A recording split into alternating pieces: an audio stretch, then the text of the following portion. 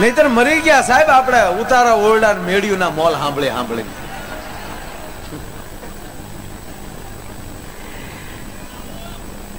મોડો આવ્યો થોડો. હું એકચ્યુઅલી મારા ટાઈમે છું, કારણ કે ઓસમાણભાઈ પછી જ મારે બોલવાનું હોય. પણ ઓસમાણભાઈ ને પ્રોગ્રામ શરૂ થયા પહેલા જેકા દાદા મેં ફોનમાં વાત કરી કે અમે છે ને ભાઈ, અમે કલાકારો પછી છીએ. અમે જે અત્યારે કલાકારો, યંગ કલાકારો જેટલા છે ને એ કલાકારો પછી છે, એક સારા મિત્રો છે, એટલે એકાબીજી ભલામણ કરી દે. એટલે મેં એમને સાચી વાત એને કરી હતી. બાકી તો હું આમ કેતો પહોંચું જ છું.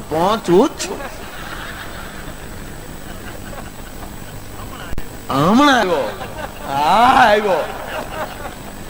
પણ પ્રોગ્રામ ચાલુ કર્યો ત્યારે હું દીવ હતો, એટલે મને પથરી નથી થઈ.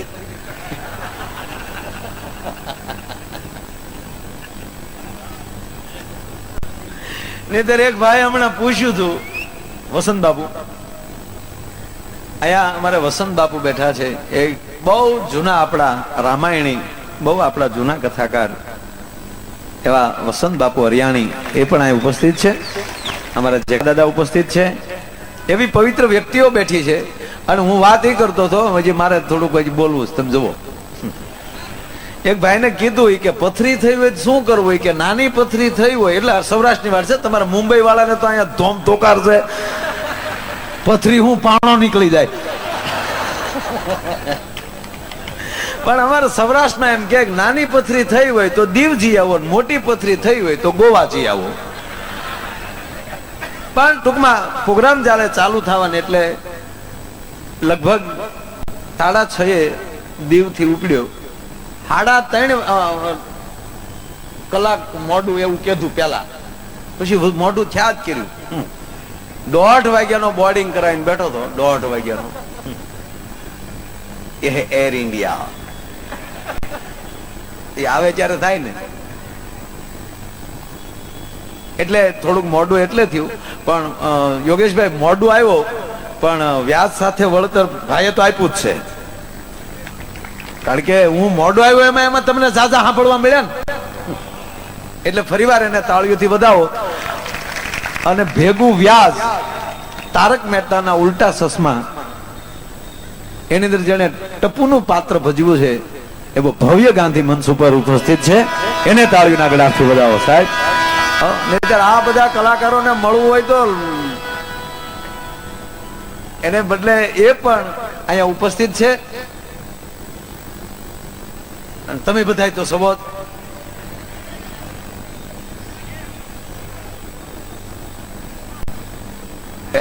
કેટલું માણસ આલ્યું જ આવે છે.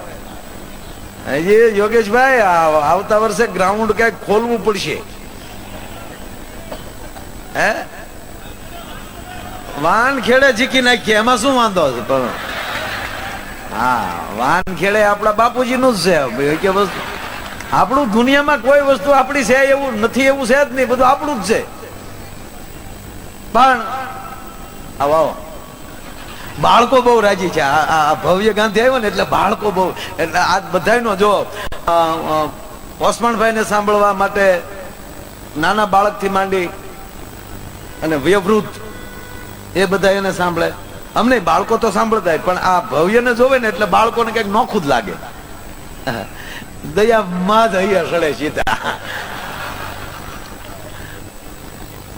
અને આમાં અમુક બેઠેલા જેઠાવ ને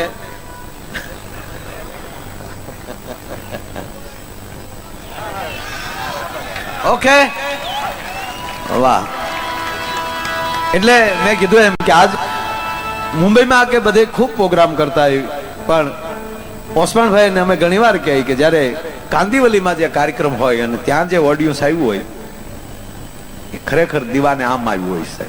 આ તમારા ખોટા વખાણ નથી કરતા, પણ આવો રૂડો જયારે અવસર છે ત્યારે એક નાના એવા લોકગીત થી મારે તમને હસાવવા જ છે. હા, તમે જોવો તો ખરા, જેટલો સ્પીડમાં આવ્યો એટલા જો પેટમાં આટિયું ન પડાવી દઉં ને, પણ સારું થવું છે, નબળાનો હથવારો કરવો જ પડશે. કારણ કે તમે ચાલીને નીકળો ને, જો આપણે આગળ પ્રગતિ જ ન કરવી, ચાલીને નીકળો ને તોય ઠેસ લાગે, નખ કાઢવાની તૈયારી રાખવાની. પછી તમારે પ્રગતિ કરવી, સાયકલ લેવી છે તો ગોઠણ ભાંગવાની તૈયારી રાખવાની. સાયકલ લેલી પડો તો ગોઠણ, મોટરસાયકલ લેવું છે કોણી સુધી ગાવાની તૈયારી રાખવાની. એ હાલ લે.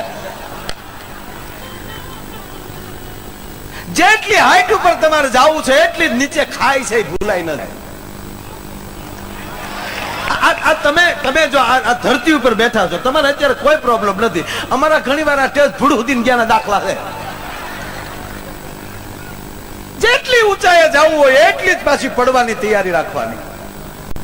મામા કંસન ને જેથી એમ કહેવાય ભગવાન કૃષ્ણ જયારે એમ કહેવાય મલ્લ યુદ્ધના મેદાનમાં ઘા કરે છે, અને એની વચ્ચે ભગવાન કૃષ્ણ ને બાપુ વિચાર આવે કે જે કંસ મારો મામો છે, જેને હું કોઈથી મળ્યો નથી, એને મૃત્યુદંડ આપવા જઈ રહ્યો છું, મારે એને સાંભળવો જોવે.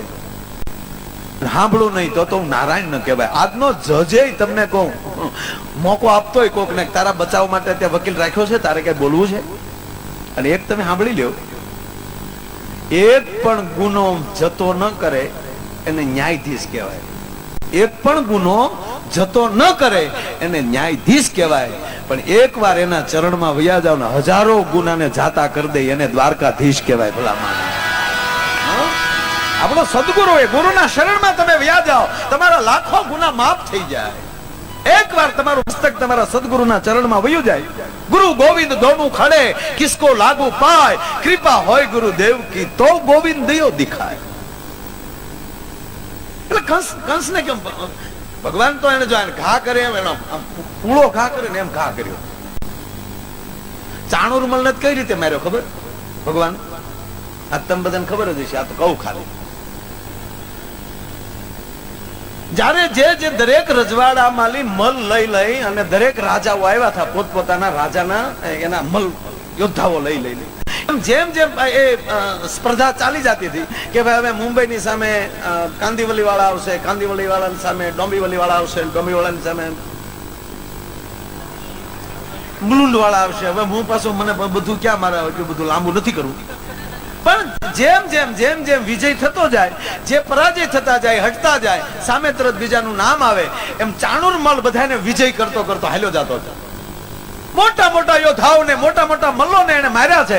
એટલે કંસે વિચાર કરી લીધો કે જેના પ્રત્યે મને વહેમ છે, શંકા છે, એને હવે આમાં સામે લાવી દો. હવે આ ચાણુરમલ થી કોઈ મોટો મર્દ નહીં હોય, એની સામે કૃષ્ણને મૂકી દઉં, મને વહેમ છે ને જો એ પૂરું થઈ જાય પછી શાંતિથી આગળનો પ્રોગ્રામ મને જોવાય. એલાઉન્સ થયું ત્યારે ડાયરેક્ટ ચાણુરમલ ની સામે વ્રજમાલી પધારેલ નંદકિશોર કૃષ્ણ છે, એ હવે ચાણુરમલ ની સામે આવશે. એટલે કૃષ્ણ તો આવ્યા પણ અરજી કરતા કે ભાઈ આવો અન્યાય ન કરાય, હું બાળક છું, 11 વર્ષનો છું, ક્યાં આ મોટો મલ, ક્યાં ચાણુરમલ, મારી હેડીનો મારી સામે મૂકો, મારી ઉંમરનો મૂકો, આવી દલીલ કરતા હતા કૃષ્ણ.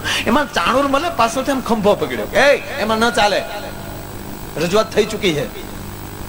અને ત્યારે કૃષ્ણ એમ કીધું ભાઈ તને હું ક્યાં કઈ કહું છું, તું રેવા દે ને, એમ કરીને આમ ઠપાટ મારી ને પાછું વળું ગયું. એટલે આમાં ચાણુરમલ મરી ગયો.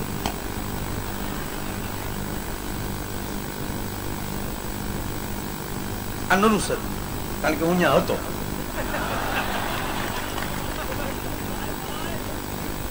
એટલે આપણે બધા હશું ભાઈ, આપણે બધા હશું, કારણ કે કેટલી વાર જન્મમાં, કેટલી વાર મીરાઈ આપણને ક્યાં ખબર, આ સપનામાં નથી અજાણ્યા સોડા પીતા, ઈ કોણ?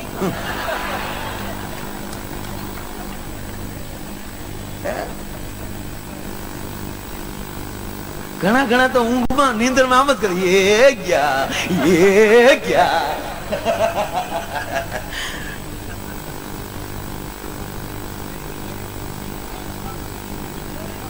મૂળ મુદ્દો એટલો, વાત મારે મૂળ કેવી છે તમને કે એ ચાણુરમલ ને મારીને ભગવાન કૃષ્ણ જયારે એમ કહેવાય સલાંગ લગાવી અને જે ઊંચા સિંહાસન ઉપર બેઠેલ મામા કંસને જાતા વેતે ઠપાટ જા મારી, મુંગટ પડી ગયો માથામાં, અને કંસના વાળ આવી રીતે બે હાથે પકડીને પાછલી પીઠ ઉપર લઈને મેદાનમાં ઘા કર્યો. અને જ્યાં એમ કહેવાય કે આમ હવામાં ઉડીને અને મામો કંસ જ્યાં મેદાનમાં પડ્યો એટલે ભગવાન કૃષ્ણ સલાંગ મારી અને એની છાતી ઉપર બેસી ગયા. એક જ મુષ્ટિકાનો પ્રોગ્રામ હતો. પણ મુસ્કે મારી નહીં. ભગવાન અટકી ગયા કે મારે આને સાંભળવો જોવે, આને આમાં મારી ના નખાય, મારે સાંભળવો જોવે. એટલે કૃષ્ણ ઉભા થઈને કહે છે કે એ મામા ઉભો થા. અને કંસ જઈ ધૂળ ખખેરતો ખખેરતો ઉભો થયો.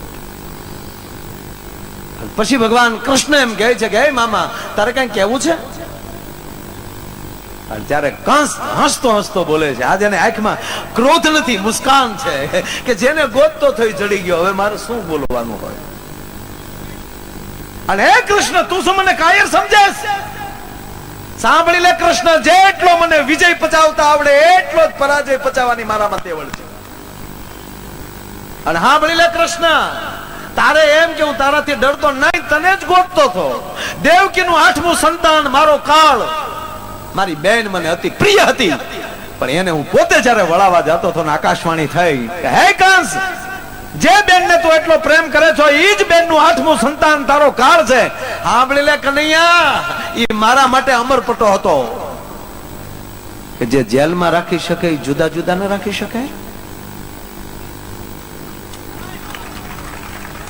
જ્યાં સુધી મારી બેન દેવકીને 8મું સંતાન ન થાય ત્યાં સુધી મને કોઈ મારી જ ન શકે.